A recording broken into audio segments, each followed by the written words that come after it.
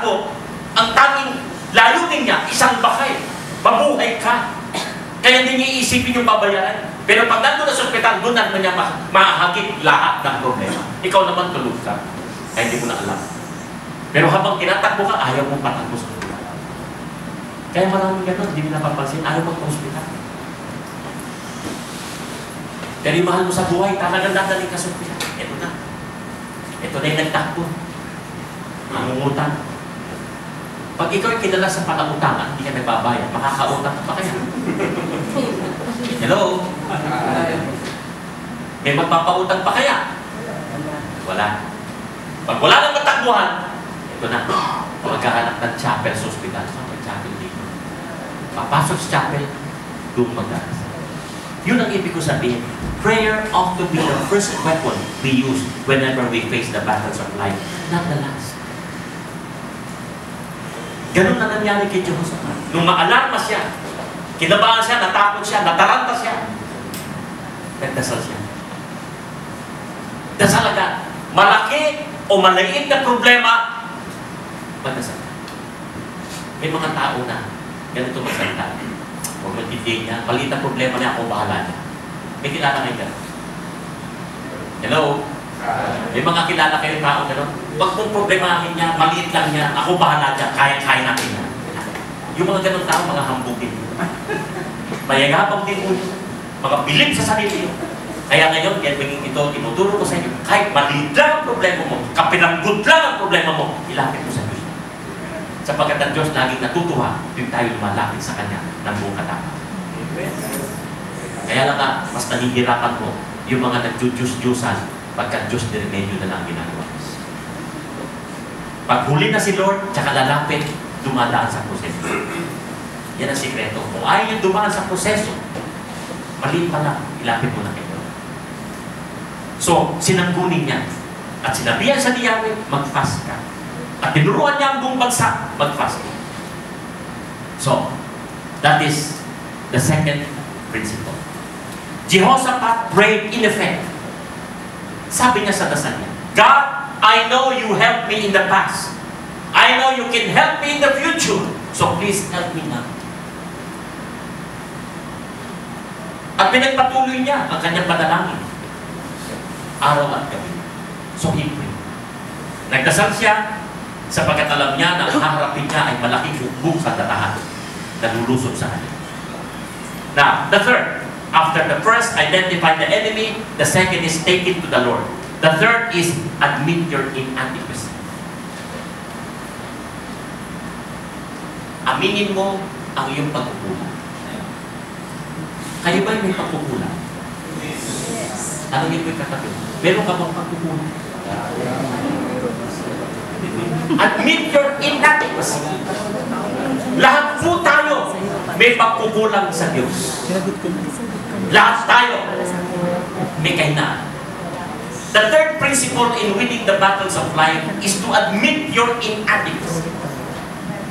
In our prayer, sa ating pong panalangin, we need to say, Lord, I've got a problem and I need your help with it. Remember that there's only one kind of person that God doesn't help, and that's a person who doesn't think he needs help. When you say, Lord, I've got a problem, I need help, I admit my inadequacy, then He can work on it. He can work on it. Believe and trust. Remember that the Christian life is a supernatural life. Ito ay nabanggit ko time immemorial. We need to live the life in Spirit. Because the Christian life is a supernatural life. But most of us Christians live a natural level life. Alam niyo sa totoo, nakatayo ako, nakaupo kayo, nakikinig kayo. Umaandar lahat ang isip at utak. Pinuproseso niyo ang napapakinggan. It's because yan ang natural level natin. Nagkaroon tayo ng utak at pag-iisip at karamihan dinala tayo, na-acquired natin ang talino natin sa academics. Tama po ba? Tama po ba? Yes. Pero naniniwala pa kayo, according to research, napakahirap pagpaliwanagan na matatalino. Hindi mo basta-basta mapapasunod ang matatalino. Maraming tanong sa isip yan at nabakapis yan. Titignan ka lang yan at maraming iniisip sa pagkatao mo, maraming iniisip sa sinasabi mo, at maraming iniisip sa mga suggestion mo. Tandaan nyo, totoo ito. Mas mabuti pa yung below average eh. Basta marunong lang sumunod, mas pinagpapala ng Diyos. Amen po ba? Amen. Yun ang pananampalataya. Halimbawa, sinabi lang nito, magpatawad ka. Huwag mo lang pag-isipan nyo. Ang matatalino, sasabi niya, kung patatawarin, hindi naman humingi ng tawad. At kung patatawarin niya, napaka ginawa na. Ang daming assessment. Hindi ba sama mag-assess? Pero kung alam mong tama, huwag mo nang i-assess. Hindi ka naman tatalino pa sa Diyos. Amen po ba? Amen. Basta alam mo tama. Kung tatanungin mo kayo, ang magpatawad sa kapwa, tama ba rin? Alam niyo. Alam niyo. Ang magpatawad sa kapwa, turo si Biblia o hindi? Turo. Pero hindi sinusunod ng tao yan. Hello? Hindi sinusunod ng tao yan. Bakit? Yun ang natural level thinking. Pag sinabing supernatural, minsan hindi takbong tao ang utak mo. Wisdom niya. Kaya nga sabi dito, the Christian life is a supernatural life. And, take note of this, we need God's power to live it. Amen po ba? Kailangan natin ang kapangyarihan ng Diyos para maisabuhay natin yung supernatural. Remember, we cannot live it on our own because we have a power shortage. That is very true. Kaya nga yung mga lumalalim sa spiritual, they live the supernatural life. Take for example, the life of the saints. Puro mga supernatural niya. Sila Saint Benedict. Puro contemplative niya. Huwag tayo masiyahan lang sa kung ano tayo ngayon.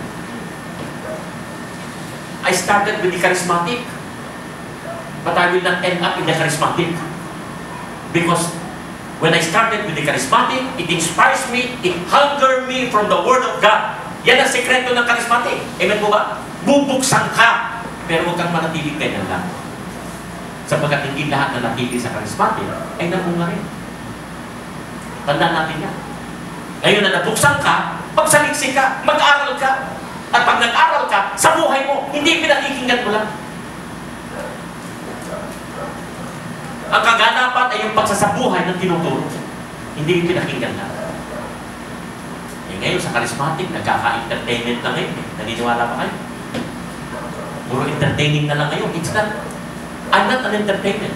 I'm not an entertainment person. I don't make so much jokes. What is important is the reality of life, the teachings that we need to understand. Kung talagang sinasabi natin marunong, tandaan niyo kahit mayayaman at mga titulado, kahit sabi mo kung anong napag-aralan mo, hindi lahat yan marunong sa buhay, naniniwala kayo. Ang alam na nila, gumawa ng pera. Masustentuhan ng pamilya. Akala ba natin yun yun? No. I am with the Veritas for solo. Ang dami namin sinaliksik yan. Nakaramihan sa mga magugulan, nagagaling ng mga adik na anak, saan nagagaling? Sa mga may prominent pamilya. At hindi lang yun. Punta kayo sa mental hospital, according to research din. Karamihan ng mga napasok doon, matatalino, yung mga nabaliw. Pag sobra talino, wala akong nabalita ang nabaliw na bobo. Hello? Mga nabaliw, matatalino. Nung ako magpunta minsan doon, may abogado pa eh. At meron pang doktor. Sa totoo lang. Hindi lang pumasa sa board exam, nasira ulo. Kaya nung nandun siya ngayon, nakakulong na siya. Akala ko nga doktor siya doon, pala hindi. Bakit? Gusto niya nakagawin din sa namin. Nasa loob siya, nakagawin siya. Okay. So admit your inadequacy. Sabi nga, we live the Christian life not by might nor by power, but by God's Spirit. Zechariah chapter 4, verse 6. So we need to let God's Spirit live through us. I-allow mo si Lord ang mag-take control ng buhay mo at hindi ikaw. Amen po ba? Siya masunod, hindi tayo. At pag ginawa mo yan, you're in good hands. You're in good company. So that is number 3. Admit your inadequacy. Number 4. Once you admit your inadequacy, rely on God's resources. Hindi mauubusan ng Diyos ng solusyon sa problema ng tao. Amen po ba? At lahat ng problema, may solusyon. Kaya hindi pwede magtapos ang buhay natin yan. Yes. After Jehoshaphat admitted this inadequacy, Lord, I don't know what to do. Sabi niya, dagdag niya sa dasal niya, but our eyes are upon you. Verses 6 to 12. We don't know what to do, but our eyes are upon you. Verses 6 to 12.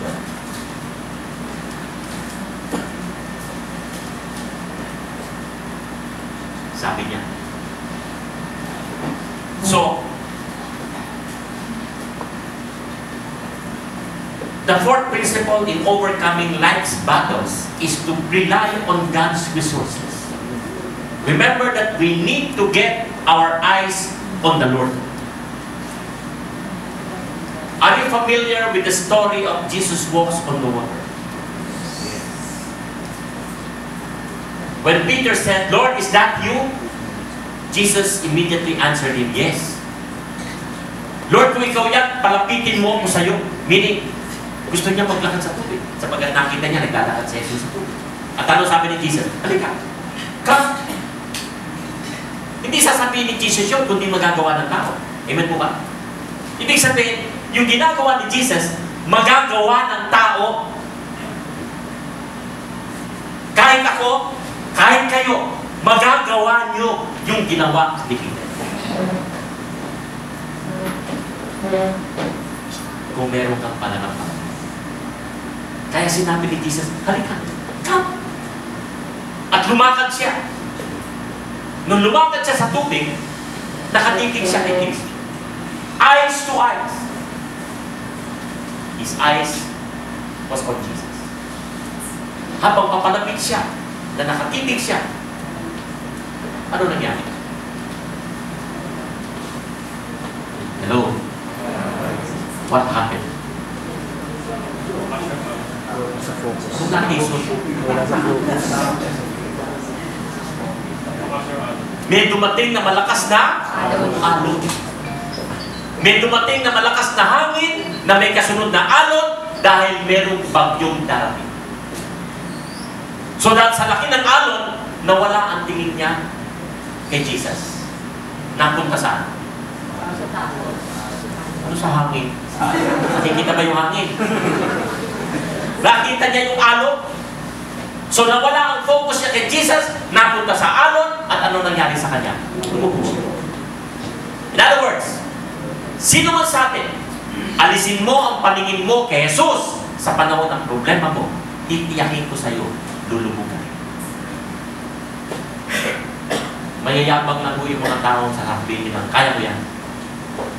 Kaya hindi ba napapansin? Doon sa mga mayayabang na tao, pabigat ang problema. Hello? Pabigat ang problema hanggang sa masagad ka sa problema na wala ka na mapupuntahan, tsaka lumalapit sa Diyos. Nung martial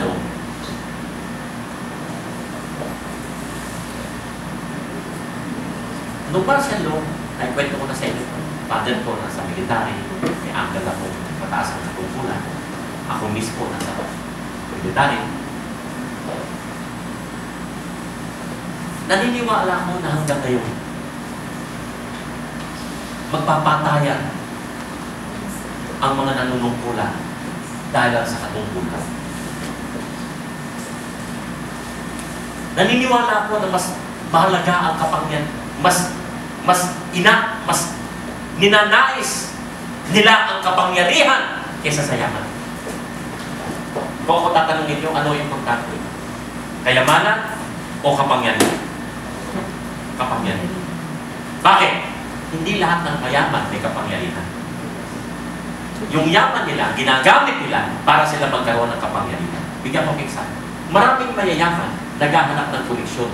Willing maglagay, may malunang koneksyon. Naniniwala kayo.